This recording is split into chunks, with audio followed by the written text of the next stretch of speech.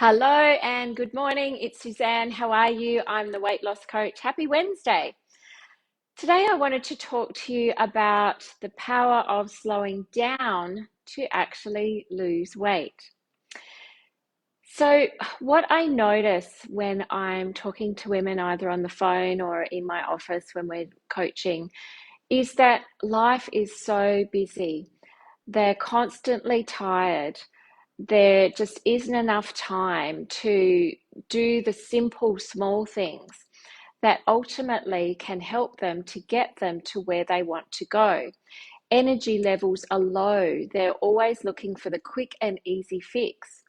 And this is, in actual fact, detrimental to their health. When we do start to slow down, we can give our body a chance to do what it's supposed to do. But this practice of slowing down, and it is a practice, and it's something that we've learned to actually speed up our life, to do more, know more, have more. It's something that has been a part of our generation growing up. It's been a part of our parents. We see it around us that every year there seems to be some new technology invention. There seems to be some new way, or we start role modeling other people who just seem to be able to do everything, and we put them on a pedestal and go, wow, I wish I could be like that. And we're then creating this perception that yes, we have to be like that, we have to do everything. But as I said, this comes at a cost to your health. And inadvertently, we start to our health becomes one of the lowest priorities because we're too tired. And in fact, we become so tired that we also become wired. So tired and wired is a term coined along with rushing women syndrome by Dr. Libby Weaver, and I'm reading her book at the moment, Rushing Women Syndrome, and it's such an eye-opener, and it reflects so much around what is going on for my clients at the moment. So in today's world, just to really paint the picture, we're constantly bombarded by our phones pinging and dinging.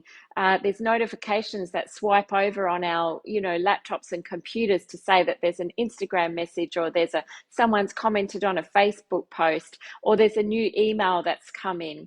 And in fact, and we have Messenger going, if you're into Messenger chats, and these things go constantly 24/7.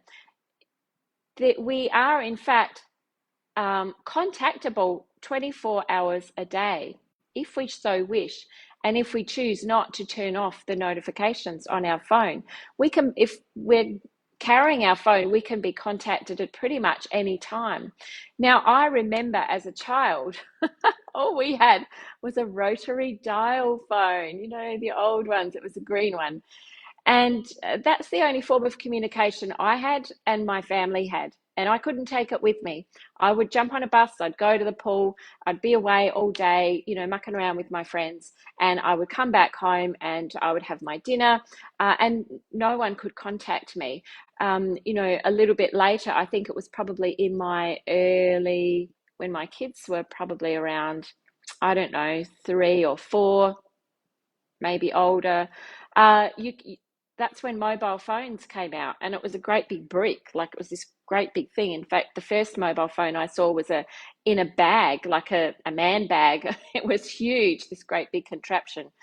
So technology from then, and that was nearly 50 years ago, or less than 50 years ago, has exponentially increased to a point where it doubles now every 1.5 to 2 years.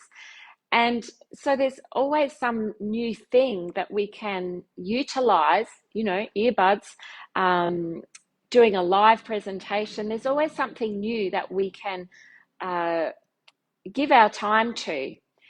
And with all these new things that we're giving our time to, we're gradually forgetting that we as human beings as parents and mothers and wives and caregivers and sisters, male and female, we need time to regenerate. We need time to look after ourselves, particularly our health, because we're driving our body to do more and more and more, following, the lead of technology. But the primal systems of our body, the chemistry of our body, is largely the same as it was, a million years ago, or whenever humans started walking the earth. So, but our body, we're asking our body to do more and more and more, and so therefore we're suffering the consequence more and more and more. We're tired, we're stressed. A lot of complaints about, I just can't shift this weight. And so when we have an understanding, and this is what I talk about with my clients in, when we're in session and consultation, is the psychobiology, how your mind and your stress levels affect the physiology, the biology of your body, how your the processing of food is totally inhibited, and eating highly processed foods, going for the quick and easy, is not giving your body what it needs. And so it does the best that it can, but invariably we fall back into quick and easy, highly processed foods, not feeding our body enough, not giving our body enough rest, highly stressed. So the key to losing weight is actually slowing down. That's when our body does its best work. That's when we can listen to the signals of our body. That's when we can tell when it's full. That's when our body can regenerate itself at night. Sleep is so important in terms of the healing process.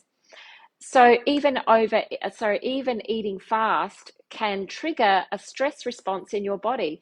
And as soon as the stress response is triggered, your body is saying, "Uh-oh, there's danger. I need to actually store fat, hold on to my weight, and not build muscle," because that is a survival mechanism of the body. It's totally unconscious. We don't have any control over that. It's part of the autonomic nervous system, which just does stuff on its own, like our heart beats on its own. We breathe in and out, thankfully, on our own. We don't have to think about it. The body just does it. All the chemical processes in our body, our hormone, the way our hormones fire off, is all done automatically. However, our conscious mind and our external stresses can affect all of those automatic processes, and they can affect them in a detrimental way. So what I teach my clients, and if you're listening and you are struggling with weight, I implore you to look at ways to slow down your life, slow down your eating. And a couple of, three of my top tips to slowing down, because a lot of women will go, but I've got to do this and I've got to do that, and they need this and they need that. Yes, everyone needs something. So do we. We need something too. We need the gift of our own time. And this is where putting boundaries around, what you will accept of yourself, your own behavior, what you will or won't do for or around others. It's important to nut that out, spend some time and go, okay, what can I delegate? What can I delete? What can I dispose of, so that I can give myself some time. So my number one tip is give yourself the gift of time. Being in the present moment will help to reduce feelings of anxiety and depression.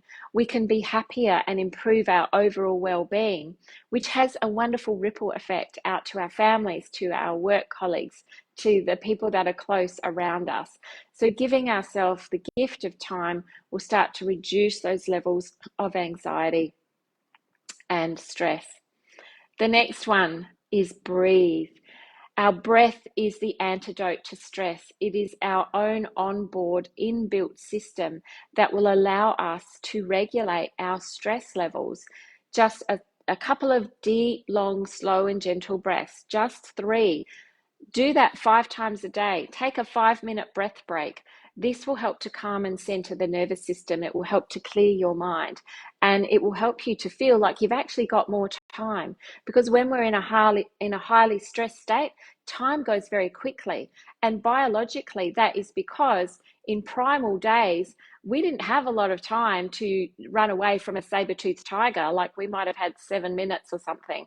So time is very short when you're stressed, because all the systems of the body are wired to fight or flee, fight or flight. So, but when we're in a calmer state, generally you'll feel like you have enough time. When you're stressed, there's never enough time. So breathe. That will help you to give yourself that sense of calm, and that, yes, I've got time to do this. You can start to think rationally. My other top tip, as I alluded before, is to say no. We are conditioned to say yes. And so this is a practice to say no. We say yes to too many things because we think, oh, no one else can do that. I'm the only one that can do this thing. But when you're doing this, you're piling to-dos upon to-dos upon to-dos. You're really giving yourself a lot of work when someone else may be able to do that for you. So sometimes we have to disconnect ourselves. Sometimes we have to delegate stuff. Sometimes we have to delete stuff from our list, palm it off, give it to someone else. Really look at it. Is this absolutely essential? And is this going to help you to get you to where you want to go? Whether, it's whatever goals that you have set in life, or it's simply the goal of slowing down, addressing your rushing women syndrome, and bringing yourself into a calmer space. Now, I've written a blog on all of that. If you're on my email list, it will be in your inbox this morning, and we'll put a post up today. I think it's already there. So you can read more about the effects of being a rushing woman. And I'm actually going to dive a little bit deeper around emotions for next week. But if you do have any questions, please pop them into the comments below. Tag me so I know it's there. If you've got any comments, any insight as to what's going on for you, love to hear about it. But other than that, have a wonderful day, everyone. Happy Wednesday, and I will see you next Wednesday. Bye-bye.